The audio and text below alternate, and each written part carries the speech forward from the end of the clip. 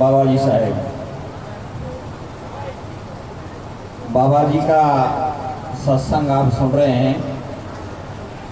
सभी उन महापुरुषों की वाणी है, शब्द है, वो चेतावनी के शब्द है, हमें इशारा दे रहे हैं कि किस तरह से हमें ध्यान करना चाहिए, किस तरह से हमें अपने मन को मालिक के चरणों में लगाना चाहिए, किस तरह से अपने कर्तव्य का पालन करना चाहिए। ये सारी जो चीज़ हैं हमें संगत में मिलती है। दूसरा, संगत में उन शब्दों से हमें ये पता चलता है कि वास्तविक स्वरूप हमारा क्या है और भक्ति का क्या अर्थ है। तो केवल हमारे अंतःकरण की जो लगन है वो काम करती है, हमारा विश्वास है वो काम करता है। गोपाल साथ जी ने एक शब्द में कहा है कि साधो भाई फल से अंदर का, साधो भाई फल से ही अंदर का, नाम निशान घोड़े नट नाचे तो देखें लोग, शहर का साधो भाई फल से अंदर का। शब्द हमें क्या इशारा दिया है कि हमें अपने आप को ऐसा साध लेना चाहिए कि स्वाभाविक ही हमारे अंतःकरण से परमात्मा का नाम निकले,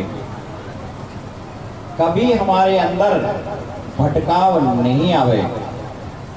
हमारे लक्ष्य को हमें याद रखना चाहिए कि हमें परमात्मा ने अमूल्य समय दिया है, मनुष्य जन्म दिया है और ये समय निकल गया तो ये बार बार आने का नहीं है। आगे कहा है कि सांची संगत है, सांचो ही साहेब सांचो ख्याल वाके, घर का साधो भाई फल से अंदर डर। मालिक की सच्ची संगत मालिक ने लगाई हुई है और परमात्मा सच्चे हैं। सांचा के वे संग्रह, धनी झूठा से वे दूर रहे। कैसा ध्यान होना चाहिए कि बाजी करे, बाजी से खेले अचरज है बाजी, घर का साधो भाई फल से अंदर जा। ये पंक्तियों में थोड़ा थोड़ा सा इशारा दिया गया है। जिस तरह से बाजीगर आता है और खेल रचता है, डुमरी में बजाते हैं सभी नगरवासी, सभी प्रजाजन उस खेल को देखते रहते हैं और अपना खेल करते समय वो सबसे वार्तालाप भी करते हैं, लेकिन उनका ध्यान अपने मन पर रहता है। ऐसे ही हमारा ध्यान परमात्मा के चरणों में रहना चाहिए। नाम दे पत्थर दूध पिलाया तो वासी कुंडालपुर का। नाम देवी बाबा जी के शिष्य रहे हैं, वो ऐसे कणिमान साथ थे, ऐसे भक्त थे, तो उनकी चर्चाएं बहुत आई हुई है और बचपन से ही वो परमात्मा की भक्ति में लग जाते हैं। वो अपनी नंसार में रहा करते थे। जब उनकी आयु 5 वर्ष की थी तो उनके नाना जी जो ठाकुर जी की पूजा किया करते थे, अब एक टाइम ऐसा आया कि उन्हें कहीं जाना पड़ा और पूजा करने वाला कोई नहीं था, वह नामदेव जी थे। तो नामदेव जी के अलावा पूजा करने वाला कोई नहीं दिखा, तो नामदेव से कहा कि हे नामदेव, तुम ठाकुर की पूजा करना और ठाकुर जी को दूध पिलाना सुबह नहा धो के, उसके बाद में तुम दूध पीना। अब उन्होंने कहा कि ठीक है नाना जी, ऐसा ही होगा। वो चले गए। सुबह सुबह नामदेव जी ने स्नान ध्यान करके और वहाँ दूध का प्याला ठाकुर जी के सामने रखा और जैसे वो देखते थे पर्दा खींच लिया। खींचने के बाद में देखा खोल करके तो ठाकुर जी के सामने वो दूध का प्याला वैसे की वैसे ही रखा हुआ था। तो नामदेव जी सोचने लगे कि नाना जी से तो ठाकुर जी नित्य प्रति दूध पिया करते, आज मेरे से कोई त्रुटि हो गई, चूक हो गई, इस कारण से दूध नहीं पिया।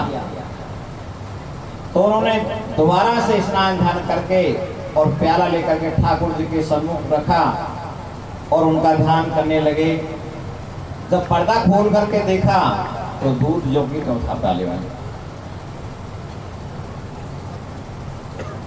तब नामदेव जी कहने लगे, हे प्रभु, मेरे से ऐसी क्या चूक हुई? आप नाना जी के हाथ से तो नित प्रति दूध पीते थे और मेरे से आप दूध नहीं पी रहे हैं। और उनको ये पता नहीं था कि नाना जी तो सामने रख करके और भोग लगा के दूध को इस्तेमाल कर लेते थे।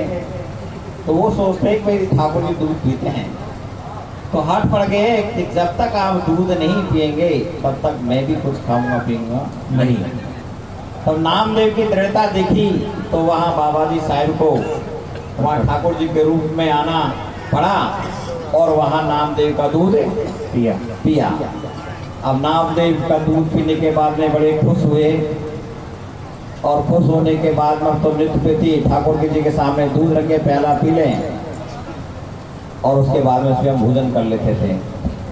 जब 4-5 रोज बीत गए तब वो घर पे पहुंचते उन्होंने कहा कि नामदेव ठाकुर जी की पूजा की? कि हाँ नाना जी ठाकुर जी की पूजा की। पहले दिन तो बड़ा कठिनाई से दूध पिया, लेकिन अब तो रोज पी लेते हैं। तो बड़े आश्चर्यजनक हो गए कि ठाकुर जी ने दूध पिया? कि हाँ नाना जी ठाकुर जी दूध पीते हैं और तुमको तो मैं भी पिला देता हूँ। और वहाँ लेके गए दूध का प्याला तो ठाकुर जी पी लिया। अब कहने लगे कि मेरी पूरी उम्र बीत गई पूजा करते करते कि मेरे हाथ से तो दूध पिया नहीं और इसके हाथ से एक दिन में दूध पी लिया। तो कहने लगे, भाई तुम्हारे अंदर विश्वास तो था नहीं, तुम तो भोग लगा करके स्वयं पी जाते थे, है कि नहीं? अब ये तो बिल्कुल प्राण देने के लिए तैयार हो गए। तो ये चीज बताई है कि जब तक विश्वास नहीं होता तब तक कैसे प्रकट होंगे। ऐसे ही आया कि चिंगावती बाई ने हित करे जोयो तो पूंख बिरतिया लड़का। चिंगावती बाई बाबा जी साहब की शिष्या थी। उनको बचपन से ही भक्ति का रंग लग गया। संगत की उन्होंने, तो वहां उन्होंने एक नियम ले लिया कि वो अपने हाथ से किसी साधु संत अतिथि साधु को जब तक भोजन नहीं करा दे तब तक वो स्वयं भोजन ग्रहण नहीं करती थी। ऐसा उन्होंने नियम ले लिया। उनका नियम चलता रहा। उनका विवाह हो गया और विवाह के बाद में ससुराल में भी ये नियम जारी रहा। लेकिन ससुराल में जाने पर वहाँ थोड़ा बंधन हो गया। तो वहाँ अपने इशारे से ही वो किसी साधु संत को भोजन कराने के बाद भोजन करती थी, लेकिन उनका नियम पक्का था। अब परीक्षा की घड़ी आती है, परीक्षा नहीं ले तो फिर निखार कैसे आवे। तो वहाँ चिंगावती बाई का समय आया परीक्षा का। तो साधु श्रावण भादवा का महीना था, रिमझिम रिमझिम बरसात हो रही थी। बाई के द्वार पे कोई साधु नहीं आया। तो बाई क्या करती है, गागर लेकर के और नगरी से हटके चल जाती कि मैं इस भाईने से साधु की तलाश करके ले आऊंगी। तो यहाँ पे बाई की बेल है, शॉर्ट में सुनाऊंगा क्योंकि समय काफी हो गया आपको सुनते सुनते। इग्ने में सादे चिंगावती बाई और सादे जीवाए पाछे दे मेरी बाई। तेरे के दिन्या दलवा दल आया और साधु हमारे द्वारे में आया। तेरे लेगा गरीबाई पानी को चाली और कुआं के नारे पे जा रे पहुंची। वहां कुएं पे पहुंच करके वो गागर को रख दिया और पास में ही ग्वालिया गाय चरा रहा था। तो उनको आवाज देती है कि हे लो मारे चिंगावती बाई, तू बेगो आरी ग्वालिया भाई। जैसे बाई ने आवाज दी तो बाई की आवाज सुन करके और ग्वालिया आता है कि भाई बोलो। तो भाई कैसे बोल लिए हैं कि ग्वालिया परवालिया तू मेरो भाई पीर रे, कोई साधु बता दे गेले आवता। ए भाई तूने कोई साधु देखो होए तो माने बता। कि भाई मैंने कोई साधु नहीं देखा, लेकिन अभी मैं इधर से आ रहा था तो एक छोटा सा मठ है और उस मठ के अंदर साधु बैठे हुए हैं। तो भाई कहने लगे हे भाई तू मुझे वहां तक ले चल। कि चलो भाई। आगे ग्वालिया पाछे बाई और भूटा सा मठ में दियो रे बताई। भूटा सा मठ के अंदर साधु बता दिए। भाई क्या करते हैं, दे पर कमाबाई पावन लागी और उठो रे बाबा जी रसोई की तैयारी। भाई प्रकम्मा लगा करके चरणों में लग जाती है और उनसे आग्रह करती है कि आप द्वारे चलिए, भोजन प्रसादी तैयार है। तो साधु जी क्या कह रहे हैं के हाथ है टोटड़िया माई पाँव है पांगड़िया, कोई किस दे चालो मंदिर थागरा। ये भाई हाथ टोटे हैं, पाँव पंगे हैं, शरीर में कोढ़ फूट रहा है, मवाद शरीर से चुचा रही है, भला मैं तेरे द्वार तक कैसे चलूं। तो भाई कहती है, विनती करती है के तुम खो तो मामा जी थाने बैल वो मरवाए दो, कोई जो छेड़े चालो मंदिर नागरा। तुम खो तो बैलगाड़ी मंगवा दूं और बैलगाड़ी में बैठ करके आपको द्वार तक ले जाऊंगा। साधु जी कहने लगे कि हे भाई जो तू कहवे है वो बात समझ में आवे, लेकिन हमारी बात सुनो कि बेले वो जाते वो करे मेरी बाई और भिजा के जाए मेड़ो जे बेड़ो रे जाई। बैल की जाति बड़ी उकरनी हुए और भिजक जाए तो मैं वैसे ही मर जाऊं भाई। तो फिर भाई आग्रह करती हैं के तुम खो तो मामा जी थाने पाल की मंगवाए दो, कोई पाल की मंगवाए दो, रेशम डोर की मंगवाए दो, कोई जोचे डे चालो मंदिर नागरा। तुमको तो बाबा जी थाने पाल की मंगवाऊं और पाल की मंगवाऊं, रेशम डोर की मंगवाऊं, ये लेस मार भी तुम्हें तकलीफ ना हो। फिर कहने लगे कि भाई बात तो ठीक करिए, लेकिन हमारी बात सुनो कि ग्वालिया वो जाते वो करे मेरी बाई और पटाके दे मेरो जे वेड़ो रे जाई। भाई ये ग्वालिया की जात बड़ी उकरनी हुए और तो पालकी में ग्वालिया ने लगाएगी और ये कहीं पटक दे तो मैं वैसे मेरे प्राण निकल जाए। कि भाई ऐसे तो काम ना चले। हाँ तू इतना ही आग्रह करती है तो अगल बगल को तो ग्वालिया ने लगा ले और बीच पालकी में तुम लग जाओ तो मैं चल सकूं, क्योंकि तुम पे तो मुझे विश्वास है और ये ग्वालियान पे विश्वास नहीं है। तो भाई ग्वालिया भाई से कहते भाई मेरा सहयोग करो। वाणी में मधुरता थी तो भाई का सहयोग करते हैं और अगल बगल को पालकी में लग जाते हैं कि अगल बगल को ग्वालिया रे भाई और पीछे लगी छेनावत भाई रे अली रे गली ना चालो रे भाई और पीछे बाजार होके ले चले भाई। हे भाई कहीं तू मुझे अली गली में होके ले चले तो अली गली में होकर के मैं चलूं नहीं, बीच बाजार में होकर ले चलो तो मैं चल सकूं। तो कहा कि जो तू भक्ति करना चाहता है निद्रा से ना डरिए जी, 5 छड़ी कोई सिर पे मारे तो सहज बने तो सही है जी। तो भाई लोक लाज को छोड़ करके और कहते कि बाबा जी जैसा आपका आदेश है उसी के अनुसार मैं ले चलूंगी। तो बाजार में होकर के भाई ले जा रही है। इधर इंद्र को आदेश दिया कि भाई वर्षा होने दो, तो वर्षा हुई।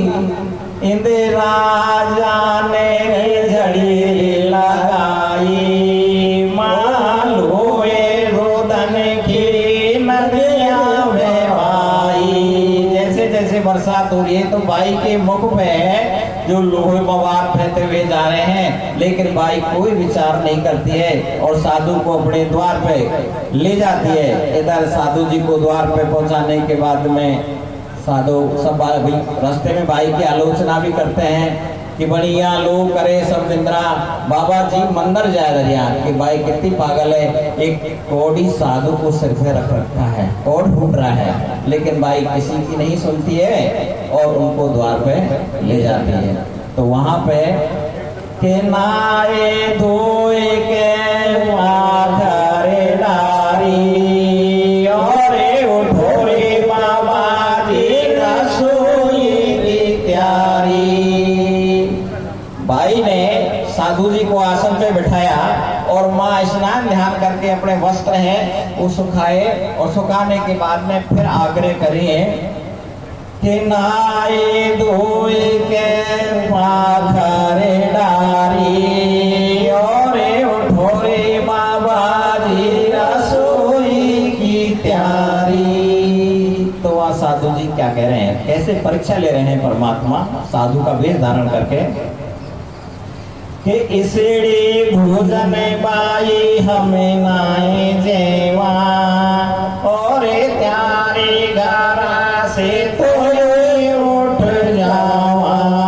भाई जो तूने भोजन प्रसादी बनाया है ये भोजन हम नहीं करने के हैं, हम तुम्हारे द्वार से भूखे ही चले जाएंगे। फिर बाई आग्रह करती है कि नाम धनीरों में खर्चू की धनस्या और बेगा बोलो स्वामी काहे पे मनस्या। हे स्वामी जी आप बोलो आप क्या भोजन ग्रहण करेंगे। तो देखो किस तरह से परीक्षा लेते हैं, आगे चल करके इसका रहस्य आएगा। तो बाबा जी कहते हैं कि भाई तुम नहीं मानती है तो ये यश तो से करा हमारी भाई मारो माए लो कहे मिर्गा को शाला नमाई, कि मृगा को शालनलार बना दे तो हम भोजन कर सके, नहीं थारे द्वार से वैसे ही चले जाएं।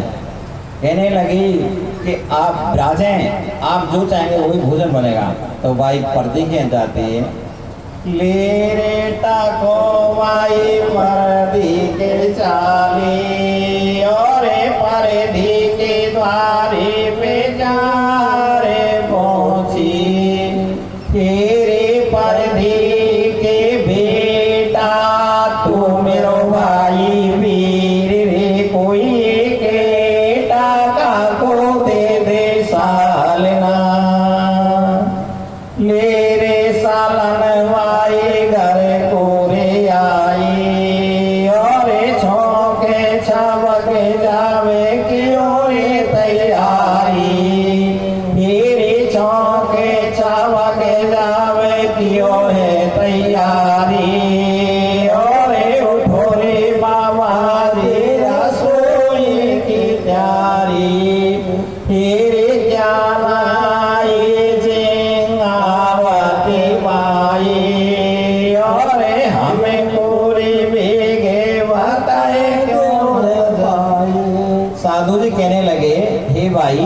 तुम क्या लेके आई हो, क्या तुमने भोजन बनाया है। तो भाई कहते तुमने कहीं सोई लाई हो स्वामी, मृगा को शालन लियो है बनाए। फिर वो मना करते हैं, परीक्षा ले रहे हैं कि उलझे। कह रहे हैं कि इसलिए भोजन भाई हम नाए जेवा और त्यारे घरा से ये उठ जावा। फिर भाई आग्रह करती है कि नाम धनीरों में खर्चू धनिष्या और बेगा बोलो स्वामी काहे पे मनस्या। कि ये यश तो से करा मारी बाई मारो माए लो कहे बकरा सालन माई। अब कह दिया कि बकरा को सालन लार बना दे तो हम भोजन कर सके, तारे द्वार से वैसे ही चले जाएं। तो भाई लेर टको भाई कसाई के चाली, कसाई के द्वारे पे जाहर पहुंची, कसाई के बेटा तू मेरो भाई वीरी रे को एक टका को दे दे सारना। लेर सालन भाई घर को आई, बढ़िया लोगों ने घेरी भाई। जब सालना लेकर के आई तो वहां पकड़ लिया बाजार में। महाजन के घर से भाई का जन्म था कि भाई क्या करते हैं, एक साधु कौड़ी को सिर पर रख के ले जाते हैं, कभी पार्वती के यहाँ जाते हैं तो कभी कसाई के यहाँ जाते हैं, पकड़ो क्या लेके आइए। तो वहां जैसे ही वो पल्ला गाड़ के देखते हैं साधु,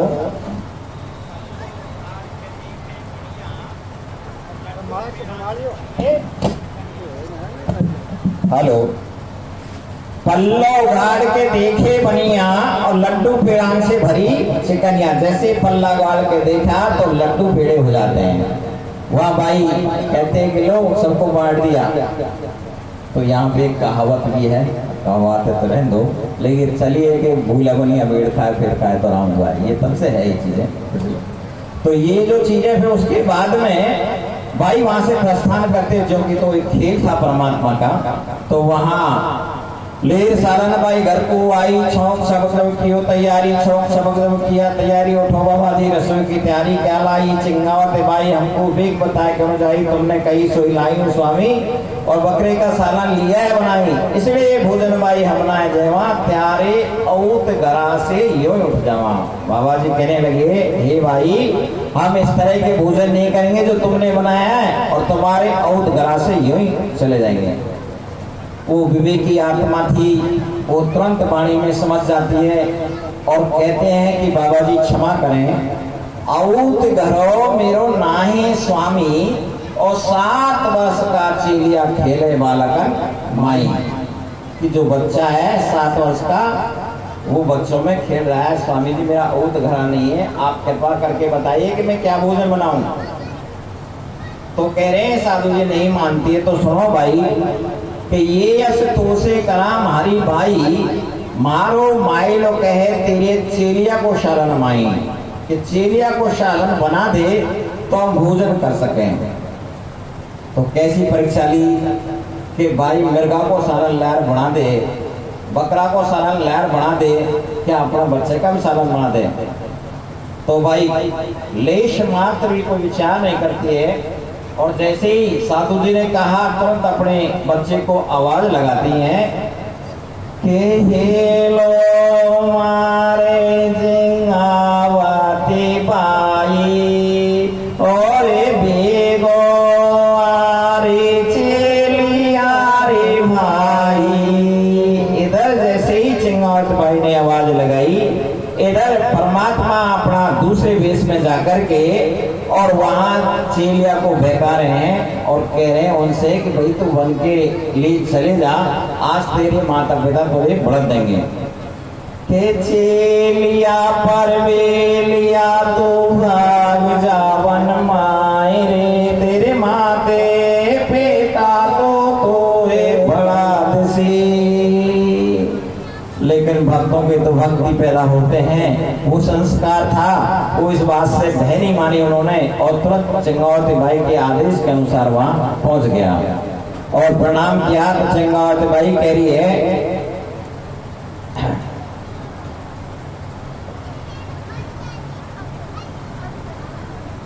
कि सतगुरु साहिब के चरणों में बेटा आज मौका है, तू अपना शीश है जो चढ़ा दे।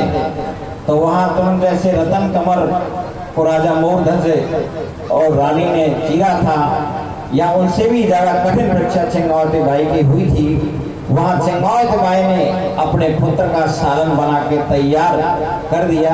अभी भक्ति पूरी नहीं हुई कि जैसे सालन तैयार करके और साधु जी से जाकर के कहा कि महाराज भोजन तैयार है। फिर साधु जी कह रहे हैं कि क्या लाई चिंगावती बाई, और हमको वेग बताए तो न जाई कि तुमने कही सो ही लाई हूँ स्वामी, और चेलिया को शालन लिए है बनाई। फिर वो मना करते हैं कि इसलिए भोजन भाई हम नाए जेवा, त्यारे औत घरा से यो उठ जावा। फिर भाई कहते हैं कि स्वामी जी क्षमा करें, कि औत कहो मेरो नाहे स्वामी और 7 मास का चेलिया गर्भ के माई। 7 महीना का जो बच्चा है वो गर्भ के अंदर है। आप कृपा करो मैं क्या भोजन तैयार करूं, नाम धड़ीरो खर्चो धनस्या और बेगा बोलो स्वामी गाय के मनस्या। कि भाई तुम नहीं मानती तो सुनो, ये तो से करा मारी भाई मारो मायलो कहे तेरे गर्भ का चेलिया को शालन माई। यदि गर्भ का चेलिया को शालन बना दे तो हम भोजन कर सके, नहीं थारे द्वार से वैसे ही चले जाएंगे। तो भाई ने कहा कि ऐसा ही होगा बाबा जी।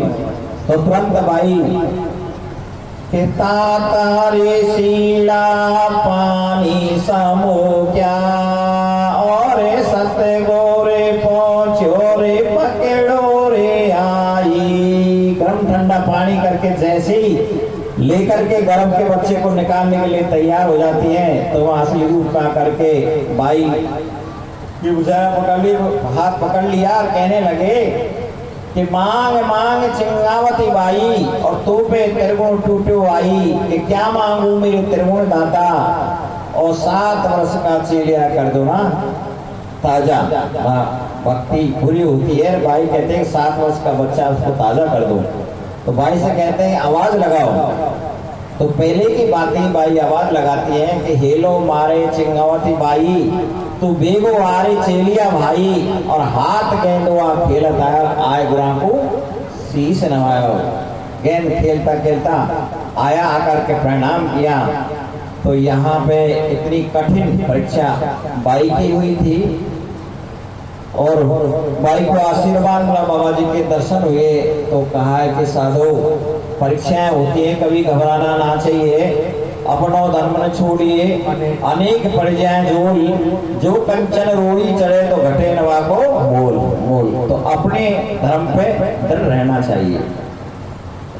एक फिर एक भजन आया है, एक भजन बीच में एक सुना देते हैं। तो वही नामदेव का जिक्र आया कि वहाँ मुसलमान बादशाह ने हिंदुओं को पकड़ पकड़ के बना दिया कि या तो तुम सच्चे हिंदू हो तो अपना पर्चा बताओ, नहीं तो मुसलमान बन जाओ। तो ऐसे ही नामदेव की वहां चर्चा थी। तो नामदेव को पकड़ लिया और उनसे कहा कि खुदा कहो और या हिंदू सच्चे हो तो अपना पर्चा बताओ। तो वहां किस तरह से पर्चा बादशाह मांग रहे हैं कि नामदेव से सच्चा पर्चा मांगे सुल्ताना। भाई नामदेव से सच्चा पर्चा मांगे सुल्ताना। भाई नामदेव से सच्चा पर्चा मांगे सुल्ताना। भाई नामदेव से सच्चा अरे नामदेव की माता रे बोली क्यों बेटा घबराना। नामदेव की माता रे बोली क्यों बेटा घबराना। और एक बार तो खुदा कहेगा होएगा दाना पर्चा मांगे। भाई नामदेव से साचा पर्चा मांगे सुल्ताना। भाई नामदेव से साचा। क्या कहा है कि नामदेव की माता बोली क्यों बेटा भूराना। एक बार तो खुदा कहेगा वही देगा दाना। कि बेटा एक बार खुदा कह दे वही देगा, बच जाएगा। तो नामदेव कहने लगे कि माँ कि नामदेव माता से बोला बिगड़ जाएगा पाना। नामदेव माता से बोला बिगड़ जाएगा पाना। और मरने से क्या डर है माता, एक बार मर जाना पर्चा मांगे। भाई नामदेव से सारा पर्चा मांगे सुल्ताना। भाई नामदेव से साचा पर्चा मांगे सुल्ताना।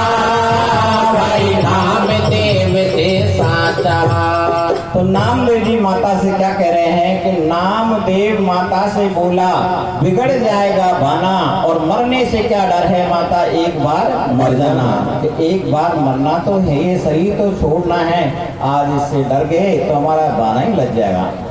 इधर बादशाह ने कैसी परीक्षा ली कि बादशाह ने गौ विनाशी भगताई से जिलाना, त्याय ने गौ विनाशी भगताई से जिलाना, और या तो हिंदू धर्म छोड़ नहीं पड़ जा मुसलमाना पर जा मांगे,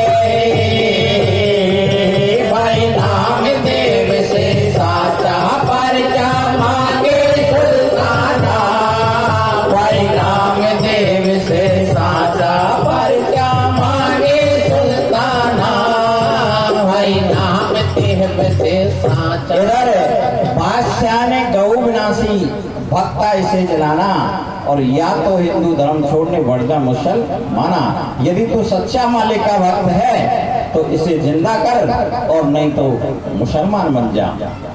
तो वहाँ बाबा जी साहिब चिट्ठी लगाते हैं नामदेव, अरे नामदेव ने स्तुति की बछड़ा गौ रवाना, नामदेव ने स्तुति की बछड़ा गौ रवाना, और हमने किया उसे पिलाया बादशाह हैराना पर जा मांगे,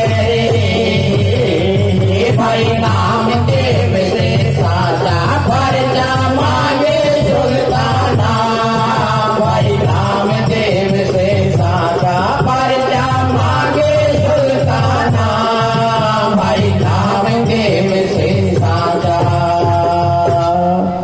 नामदेव ने स्तुति की नहीं, मालिक का ध्यान किया, बाबा जी का ध्यान किया। नामदेव ने स्तुति की नहीं, बछड़ा गौए रवाना, गऊ है जो जिंदा हो जाती है और बछड़ा रमाने लगा, उसने पिया उसे पिलाया बादशाह हैराना। ऐसा करिश्मा दे करके और बादशाह तकत से खड़े हो गए और वो हैरान हो गए, ओह क्या हुआ। तो बादशाह ने गद्दी छोड़ी तकत दिया पाकिस्ताना, बादशाह ने गद्दी छोड़ी तकत दिया पाकिस्ताना, और कहते कबीर सुनो भाई साधु साचा हिंदू जाना पर जा मांगे, भाई नामदेव से साचा पर मांगे सुल्ताना, भाई नामदेव से साचा पर जा मांगे सुल्ताना, भाई नामदेव से साचा। तो बादशाह ने गद्दी छोड़ी तकत लिया बरसाना। कहे कबीर साहब कह रहे हैं, कहे कबीर सो भाई साधु सच्चा हिंदू जाना। नाम दे के अंदर दृढ़ता थी तो मालिक ने उन पर दया मेहर की, ऐसे ही हमारे अंदर विश्वास है तो मालिक दूर नहीं है, मालिक पास ही है। जब जब भी भीड़ पड़ी है, जहाँ जहाँ भीड़ पड़ी है, जहाँ जहाँ भीड़ पड़ी साधन पे ऊपर किया है, जहाँ जहाँ भीड़ पड़ी वहाँ मालिक ने सहायता किए साधुओं की, भक्तों की। तो ऐसे ही हमें विश्वास के साथ ध्यान करना चाहिए और ज्यादातर भजन की तरफ भी साथ आए। एक फिर ब्रह्मानंद समझ तो नहीं हो गया, हाँ टाइम का ध्यान रखना, काफी समय से संगत सुन रही है। तो ब्रह्मानंद संत जी भी अपने भजन में कह रहे हैं,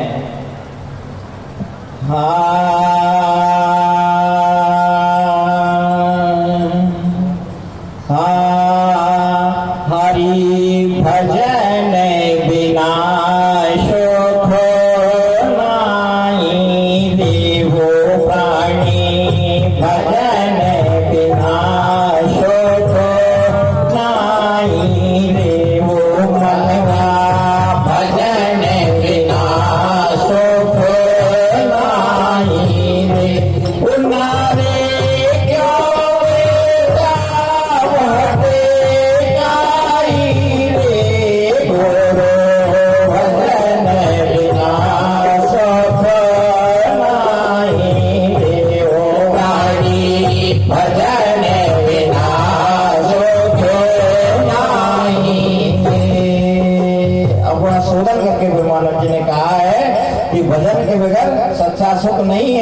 अंदर क्यों व्यर्था भटकाई रे, सुख की खोज के लिए क्यों भटक रहा है। हाँ काशी गया रे द्वारे काई जावे, काशी गया द्वारे काई जावे, चारों धाम तीरथ फिर आवे, चारों धाम तीरथ फिर आवे, मन का मेल ना जाई रे, हरि भजन बिना सुख नाही रे, हो माया भजन बिना सुख नाही रे, हो नारे क्यों बेखावत जाई रे, हरि भजन बिना सुख नाही रे, हो प्राणी भजन बिना सुख नाही रे।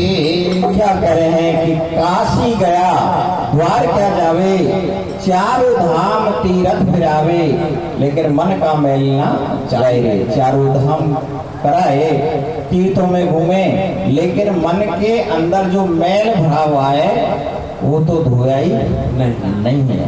मन का मैल तो तभी धुलेगा, कहा है कि धूला रे धोबी मंजन जलधारा, उज्जल निर्मल घाट तुम्हारा, फटे नहीं चीरे टूटे नहीं तागा, सहजे सहजे धोबी धोवे, सत्य को है नीर शब्द का तख्ता, सत्य को सावन लगा ला रे मुक्ता। सत्य रूपी नीर में यदि धोएंगे तब जाकर के वो मैल हटेगा, सत्संग के माध्यम से वो मैल हटेगा। फिर कहा है कि छापे तिला के बाहों बाती लगाई, छापे तिला के बाहों बाती लगाई, सिरे पर जाता हाथ में बासनी रमाए, सिरे पर जाता हाथ में बासनी रमाए, हृदय शांति नाई रे, हरि भजन बिना सुख नाही रे, हो प्राणी भजन बिना सुख नाही रे, हो नारे क्या व्यर्था भटकाई रे, हरि भजन बिना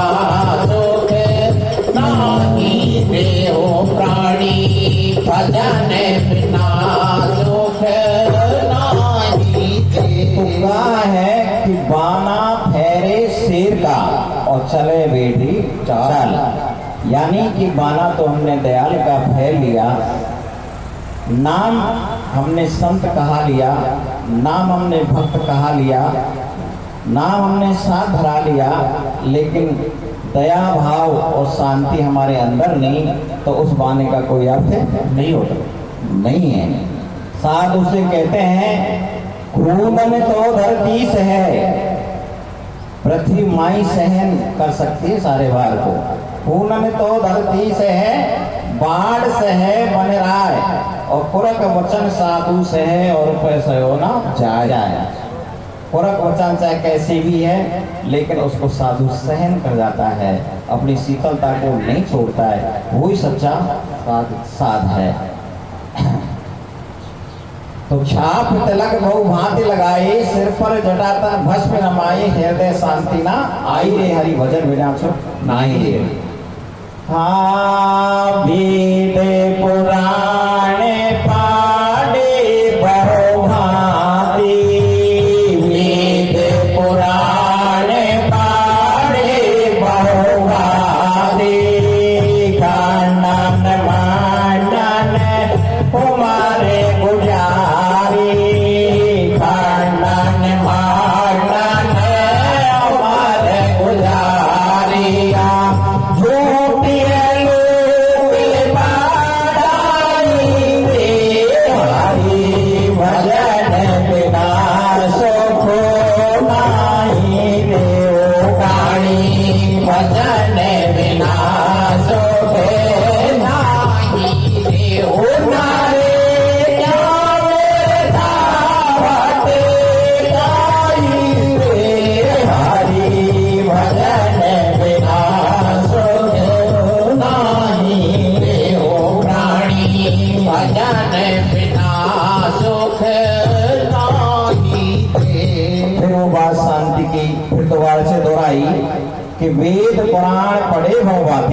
मानव को वेद शास्त्र पुराणों का अध्ययन किया, अच्छी शैली बनाई, वक्ता बन गए, जनता कहती वाह क्या बड़ा सुर है, लेकिन परखी लगाई तो कुछ नहीं।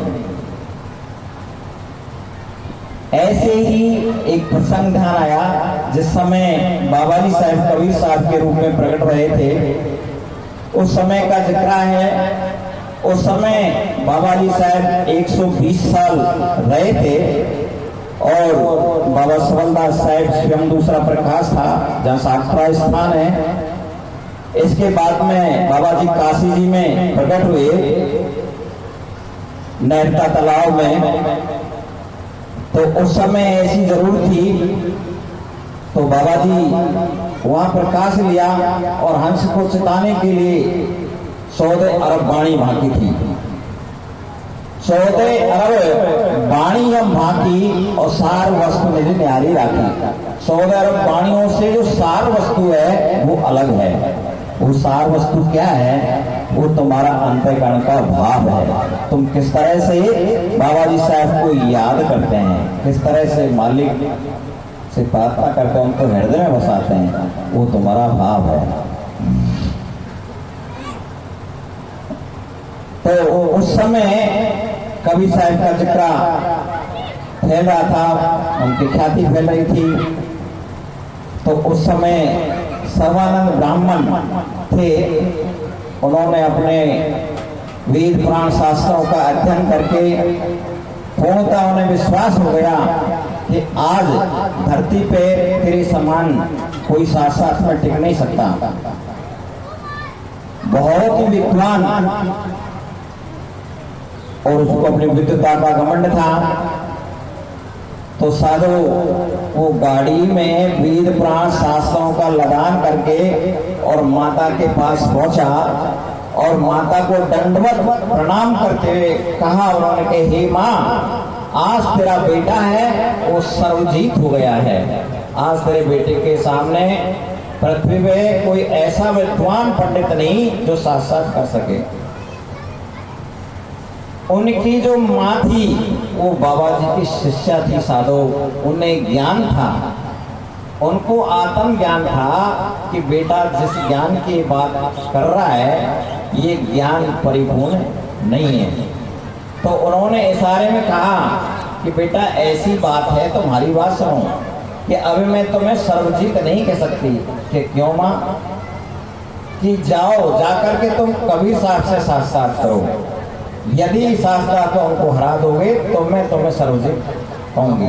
अब माँ का उद्देश्य था बाबा जी के चरणों में भेजने का कि किसी तरह से चरणों में जाए।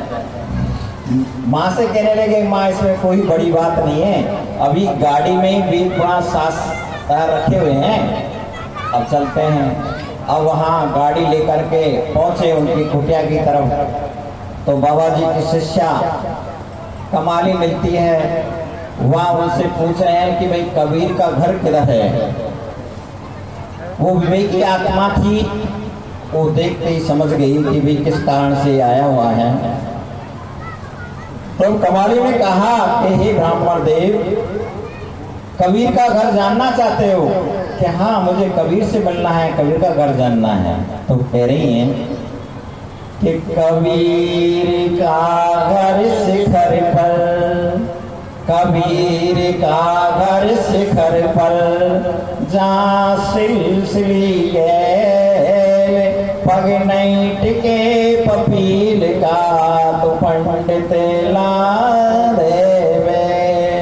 वहाँ पपील का भी पैर नहीं टिकता और वहाँ गाड़ी से जाना चाह रहे हो। इतने में ही बाबा जी साहब आते हैं।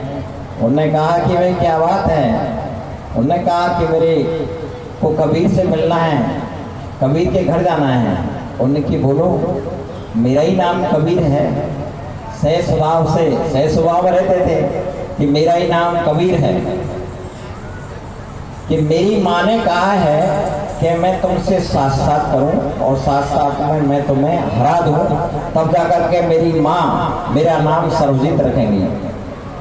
तो कबीर साहब कहने लगे कि कहाँ आप वेदों के ज्ञाता पुराणों के ज्ञाता, कहाँ मैं अनपढ़, भला मैं तुमसे साथ साथ कैसे कर सकता हूँ।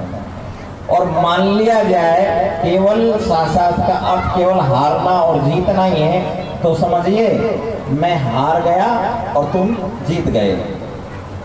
और सर्वानंद जी सोचने लगे तो सहज में बात बन गई, ना तो वेद खोलने पड़े ना पुराण खोलने पड़े, सहज ही हार मान ली। उन्होंने ठीक है ऐसी बात है, आप हार स्वीकार कर रहे हो तो मुझे थोड़ा लिख के दो। उन्होंने कहा कि मेरे से लिखना नहीं आता है, तुम लिख लीजिए, मैं अपना अंगूठा लगा दूंगा। अब उन्हें संभाल के लिख रहे हैं वो कि सर्वानंद द्वारा शास्त्रार्थ में कवि हराए गए। अब वहाँ साहब ने अंगूठा लगा दिया और बड़े प्रसन्नचित होकर के अपने चले गए। माँ से कहा कि माँ वहाँ तो सहज ही हार मान ली, और ऐसी बात नहीं है माँ, मैं लिखवा के लेके आऊँ। कि बोलो बेटा क्या लिखा है। जब पढ़ा तो उसका साधो उल्टा हो जाता है। उसका उल्टा कैसे हो गया कि कवि द्वारा सर्वानंद साथ साथ में हराए गए। बड़े लज्जित हुए कि मैंने ही तो लिखा, लेकिन ये हुआ कैसे। माँ से क्षमा मांगने लगे। माँ से कहा मेरे से भूल हो गई लिखने में, मैं फिर से जाता हूँ। फिर से हो गए। बाबा जी से कहा कि भाई मेरे से चूक हो गई, भाई तुम्हारी गलती है, लेकिन कोई बात नहीं, फिर से लिख लो।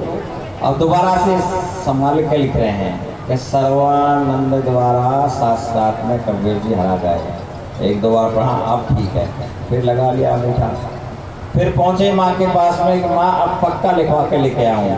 कि बोलो बेटा क्या लिखा है। पढ़ने लगे तो उल्टा हो गया कि कबीर जी द्वारा सर्वानंद साथ साथ मरा गए। बड़े लज्जित थे।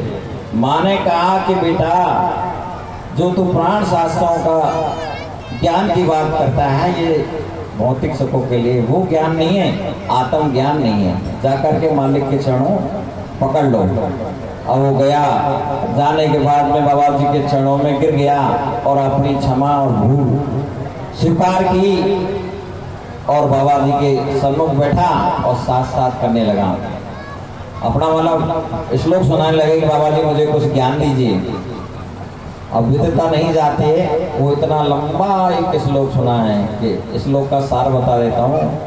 तो कहने लगे कि बाबा जी मुझे ये बताइए कि ऐसी कौन सी चीज है जो सूर्य में भी है, कर्ण में भी है, हाथी में भी है, पशु जानवर और छोटा कीड़ों में भी वो चीज निवास करती है।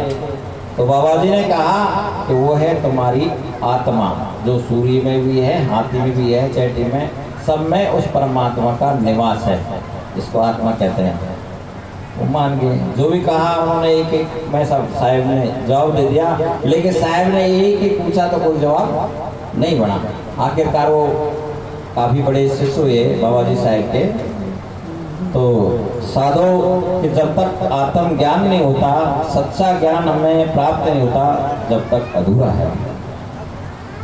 हाँ 4 दिनारी जागे बीच निवासा, ब्रह्मानंद छोड़ जागे आशा। 4 दिनारी जागे बीच निवासा, ब्रह्मानंद छोड़ जागे आशा।